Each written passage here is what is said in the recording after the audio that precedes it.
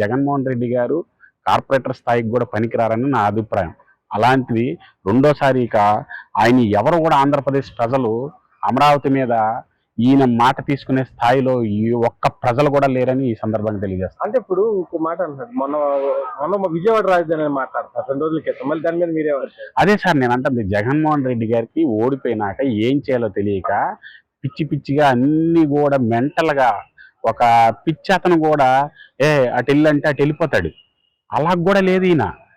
అసలు ఏం మాట్లాడుతున్నాడో మరి ఆయనకి ఎవరు డైరెక్షన్ ఇస్తున్నారో తెలియట్లేదు. కానీ ఆయన అయితే ఒక డిసప్పాయింట్ అయిపోయి నాకు తెలిసి రాజకీయాలకు పనికిరాడండి ఇంకా. ఎందుకంటే ఆయనకి ఒక మరి ఎవరికి చూపించుకోవాలో తెలియట్లేదేమో మరి నాకు అర్థం కావట్లేదు. కూటమి గవర్నమెంట్ ఏది చేయాలన్నా కూడా రాజధాని మీదే కాదు ఇంకో వేరే వాటి మీద కూడా 10 మంది కూర్చొని చర్చలు చేసుకొని ముందుకెళ్ళే పనులు చేస్తున్నారు. మరి అది కూడా చూసి ఈయన ఏం నేర్చుకున్నాడో తెలియట్లేదు, ఈయన ఏం మాట్లాడుతున్నాడో తెలియదు. అసలు ఆయన గురించి చెప్పాలంటేనే భయం వేస్తుందండి.